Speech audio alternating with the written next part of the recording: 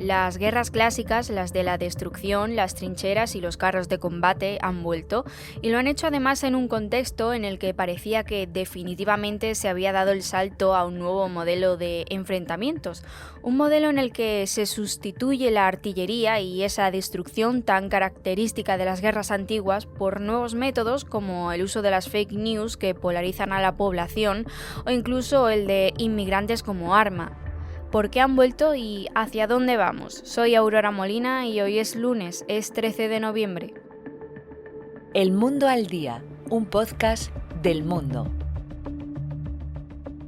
Actualmente hay 33 conflictos abiertos en todo el mundo. Mi compañero Alberto Rojas, por ejemplo, ha tenido la oportunidad de cubrir en varias ocasiones el transcurso de la guerra en Ucrania. Es reportero de la sección de Internacional del Mundo. Hola Alberto, ¿qué tal? Bienvenido. ¿Qué tal? ¿Cómo estás? Como decía, 33 conflictos y en aumento. Además que, por si fuera poco, hemos vuelto a ese tipo de guerra característica del siglo XX, con los carros de combate, las trincheras. Exactamente qué es lo que está pasando, dónde han quedado esas nuevas ofensivas que creíamos. Sí, digamos que nos habían dibujado un futuro en el que las guerras ya no iban a ser sangrientas, sino que iban a ser mediante operaciones, por ejemplo, de propaganda, de fake news, de intentar influir en elecciones democráticas en países ajenos, intentar, por ejemplo, detener la corriente eléctrica durante un tiempo en un país determinado, o, por ejemplo, cortar el agua o los servicios públicos. Es decir, ese tipo de actuaciones son las que se nos vendían como las nuevas guerras de zona gris, por así decirlo, que íbamos a padecer. Tenemos algún ejemplo en lo que hizo Bielorrusia, Lukashenko, que es el dictador bielorruso, con miles de inmigrantes al lanzarlos hacia la frontera con Polonia, por ejemplo, o eso mismo hecho por el gobierno de Marruecos contra la valla de Ceuta pues hace un tiempo, ¿no?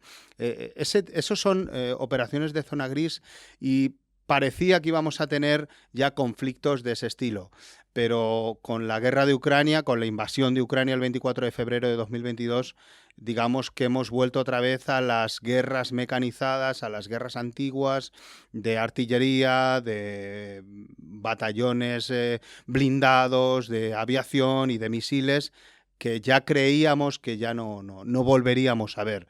En ese sentido, pues hemos visto cómo en los últimos meses se han reproducido, por ejemplo, la guerra en Nagorno-Karabaj, que era un conflicto, digamos, que estaba dormido, o mucho más grave también el de Israel atacado en este caso por el grupo Hamás, ¿no?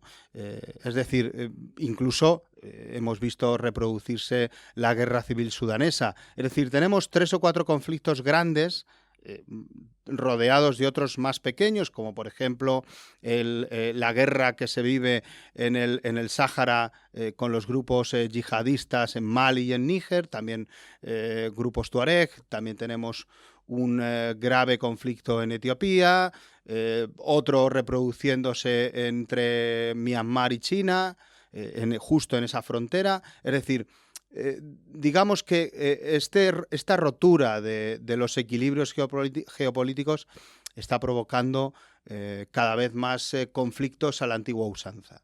Además, estamos viendo que los mecanismos que pretenden detener estos conflictos de los que estamos precisamente hablando, y bueno, también proteger los derechos humanos, están fallando, no funcionan. Ahí entra también, por ejemplo, el caso de los crímenes cometidos por Rusia en la guerra de Ucrania. ¿Realmente el papel de los organismos internacionales como la ONU o incluso la propia Corte Penal Internacional es significativo en todo esto? Sí, estamos viendo cómo la Corte Penal Internacional, por ejemplo, ha sido capaz de llevar a colocar un estado de búsqueda y captura sobre Vladimir Putin. Ya veremos qué es capaz de hacer el caso de Israel, pero la gran mayoría de conflictos prácticamente la ONU o ese Consejo de Seguridad que tenía que velar por la estabilidad y la paz, pues no está consiguiendo absolutamente nada. Es más, probablemente ni siquiera lo está intentando. O sea, a mí me llama mucho la atención siempre que pasa algo, que hay una mala noticia, un ataque, una matanza, Antonio Guterres, que es el secretario general, lanza un tuit diciendo deeply concerned, ¿no? Que es profundamente preocupado. Pero ahí se queda la labor de Naciones Unidas, es decir, el engranaje, el andamiaje que sostenía la estructura de seguridad mundial a partir de la Segunda Guerra Mundial, pues estamos viendo que está haciendo aguas, que eso se está viniendo abajo y no sirve para nada. Pues ya vimos, por ejemplo, con la invasión de Irak en 2003, como prácticamente el que tenía que velar por una situación de estabilidad, que era Estados Unidos, el sheriff mundial, pues falló completamente a la hora de provocar esa invasión, y ya lo hemos visto después, por ejemplo, con la salida de esas mismas tropas internacionales de Afganistán, como dejabas el país en manos de los talibán sin oponer resistencia, y lo hemos visto ahora con la invasión rusa de Ucrania, como la ONU no ha tenido absolutamente ningún papel, no ha sido capaz de frenar absolutamente nada. Entonces, eso es realmente, como dice Guterres, es preocupante. A mí hay algo que me parece muy curioso y es que siempre que hablamos de guerras, de conflictos, como estamos haciendo tú y yo ahora mismo, siempre se nos viene a la mente la imagen de una guerra típica, de un enfrentamiento militar y por supuesto con la sangre como principal protagonista. Pero esto siempre no tiene por qué ser así. Es también lo que ocurre un poco, ¿no?, con el caso de Estados Unidos y China. ¿Tú cómo definirías esta relación que tienen actualmente? Y también, ¿qué es lo que pasaría si ese conflicto aumenta de grado, si da un paso más allá? Pues ahora mismo la situación entre Estados Unidos y China es parecida a la que se pudo vivir en la Guerra Fría en los años 50 entre Estados Unidos y la URSS. Es decir, no están directamente en guerra, pero sí, digamos, mantienen un conflicto de zona gris o de baja intensidad, en el cual, pues, por ejemplo, Estados Unidos está rearmando a su rival, que es Taiwán, a la vista de todos, y digamos que mantienen cierto grado de enfrentamiento en áreas secundarias, no directamente. ¿Eso qué repercusión puede tener? De momento ninguna. Ya sabes que Sun Tzu, que es este ideólogo de la guerra, decía que la mejor victoria militar es aquella que se produce sin pegar un tiro. No sabemos si va a seguir en este plan, pero desde luego sí que puede desencadenar cualquier roce entre ellos una guerra global que sería devastadora, pues porque ambos son potencias nucleares y tienen los dos mayores ejércitos del mundo. Teniendo en cuenta la situación en la que nos encontramos ahora mismo a nivel internacional, teniendo en cuenta todo lo que hemos estado hablando, a medio y a largo plazo, ¿qué es lo que se espera que pase? ¿Cómo definirías tú el futuro ahora mismo a nivel global? También tenemos que recordar que este año, además de la guerra de Ucrania, como también has dicho antes, pues se han dado 3 grandes conflictos. El último, el ataque de Hamás a Israel. Ya no sé si se podría hablar de la llegada de una paz a corto o a medio plazo.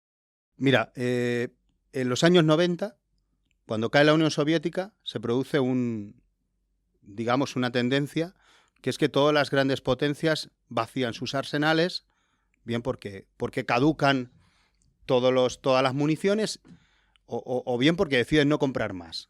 Pero digamos que la guerra entre estados se da por saldada, es decir, ya no va a haber más guerras porque la Guerra Fría ha terminado, y lo que tendremos serán pequeños conflictos con grupos terroristas o grupos disidentes que se resolverán en países lejanos o bien de una manera policial. Digamos que ese es el escenario que se pinta en los años 90 o 2000. Y efectivamente durante un tiempo sucede así. La gran mayoría de conflictos son con grupos yihadistas o independentistas en determinados contextos, ¿no? Pero con la guerra a Ucrania ha vuelto a cambiar todo.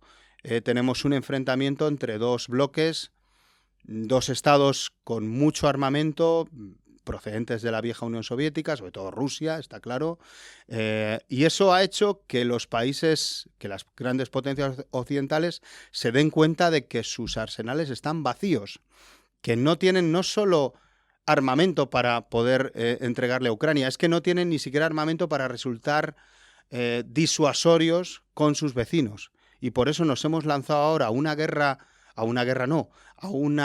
intento de volver a llenar todos esos arsenales de nuevo. Las empresas armamentísticas se están frotando las manos y estamos viendo pues una carrera de nuevo por adquirir el mayor número de armamento y de munición, casi que nos recuerda al que antecedió a la Primera Guerra Mundial. ¿Es el momento de la paz?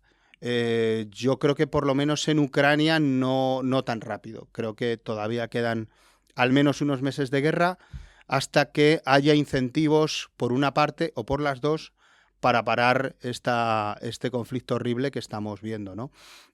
Yo no soy muy pesimista en ese sentido, pero sí que creo que vamos a un momento en el que los países quieren estar muy bien armados para disuadir a los posibles rivales de que no ataquen. Alberto, pues muchas gracias por este análisis y por estar en El Mundo al Día. Muchas gracias. Gracias a ti. Alberto Rojas ha hecho posible este episodio de El Mundo al Día. Te recuerdo que para escucharnos todos los días simplemente tienes que ir a elmundo.es, la web de El Mundo, y también a las principales plataformas de audio, en la que más utilices, en tu favorita, ahí tienes la opción de suscribirte. Mañana será martes y nosotros estaremos aquí otra vez, como siempre, con una nueva historia. Gracias por estar al otro lado y saludos, de Aurora Molina. Has escuchado El Mundo al Día, un podcast del Mundo.